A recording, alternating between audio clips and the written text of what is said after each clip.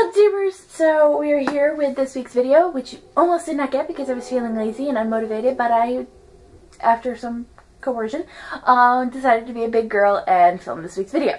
So after the December and, you know, so many videos and reviews in one month, I wanted to give myself a little bit of a break and decided to do other videos, which I absolutely fell in love with doing those. I loved vlogging my day at Mohegan. I loved my tag videos and my movie review.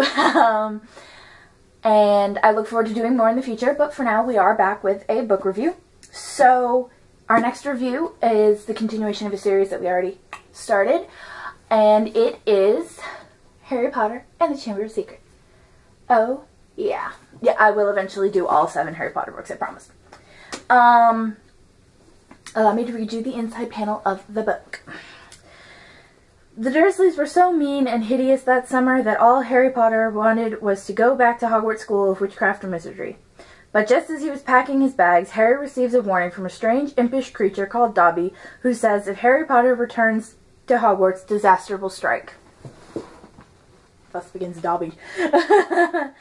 And strike it does. For Harry's second year at Hogwarts, fresh torments and horrors arise, including an outrageously stuck-up new Professor Gilderoy Lockhart, a spirit named Moaning Myrtle who haunts the girls' bathroom, and the unwanted attentions of Ron Weasley's younger sister, Ginny.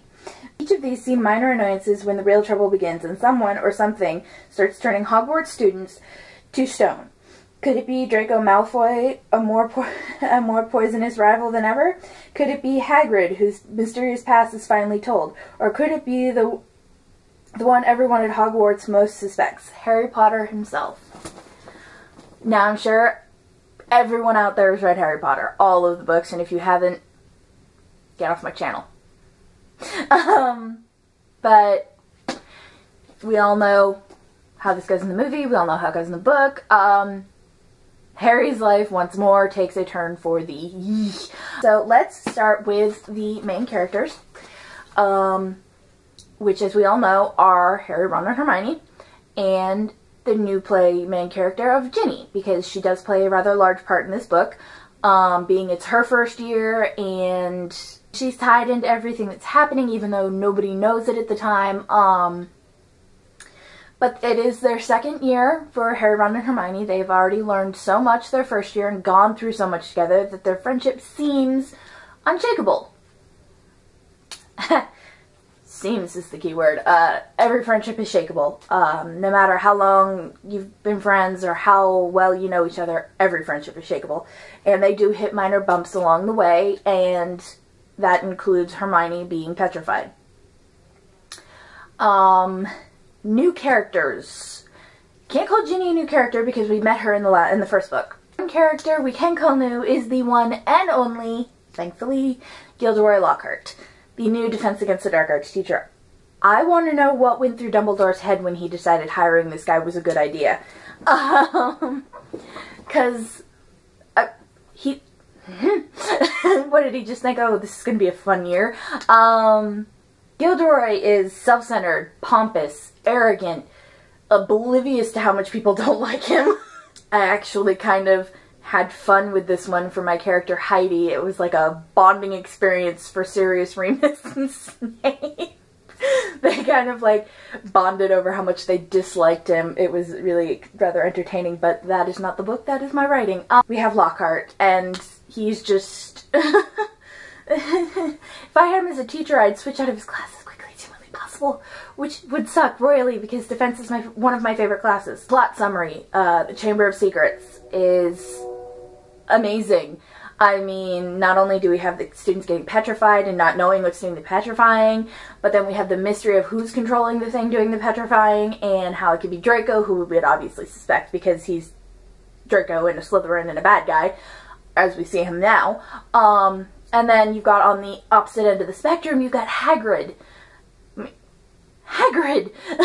Yeah, he deals with some terrifying creatures, but you would never expect him to be, you know, the one hurting people. It's just not who he is. And then smack dab in the middle of all that, you have Harry, who, of course, people are going to suspect him because out of nowhere he can speak Parseltongue, which is a symbol of dark wizards. Students he seems to be having problems with are getting petrified. One of his best friends gets petrified. Colin, who's been bugging him, gets petrified. It's just, you've got him smack dab in the middle, and, you know, it's just the fact that we have 3 different suspects, all of whom are completely different. It's mind-blowing, and it is amazing. And then to turn around and have it be Ginny who's doing it, not even aware she's doing it because Voldemort's controlling her, is, like, so amazing. You do not see it coming. At least I did not see it coming. I think the inclusion of Lockhart as a distraction for the kids is brilliant. Because he does distract them. His idiocy and the fact that Hermione, like most of the girls, seems to be in love with him, which, reality check, please. Yeah, him adding him in as a distraction, just, it was really good. It was a really good twist. Whereas, you know, you've got all these dark and devious things going on, and then you've got Lockhart, who's just plain old irritating. He's not dark, he's not mysterious, he's just annoying as crap. It was a good idea to put him in there and have him as that little side distraction. My overall opinion of the book is, it's not my favorite Harry Potter book. I mean, I love it, just like I love the whole series, but at the same time, if I had to pick, it would not be the one I'd pull off my shelf. It has its good points.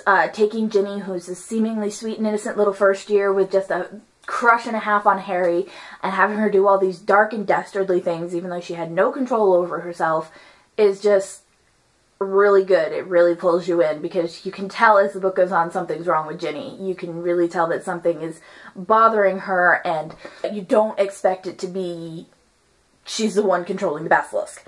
You do not see that coming. The spider twist was also a really good one. I'm with Ron, though. Why did it have to be spiders? I don't like spiders.